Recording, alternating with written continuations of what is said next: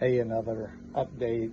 Sunbelt Roofs here on Magazine Street, uptown New Orleans, in the attic, adding some braces to the gable end walls, doing some wind mitigation work in here.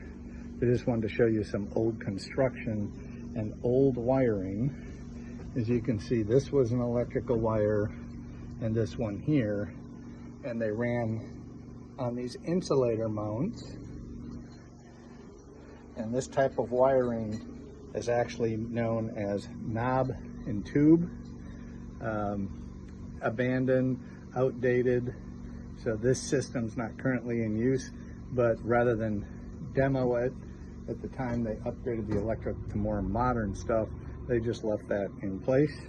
And you can see some of the lumber is what they call rough cut lumber, where you get a full 2 inches by 6 inches if it's a 2 by 6, unlike what they call the nominal size if you go to some of the lumber yards or Lowe's or Home Depot. But just old school construction. You can see this was built with plank boards, which is why it was decked over the top with plywood on the outside. So just a little interesting update here on old New Orleans, Magazine Street.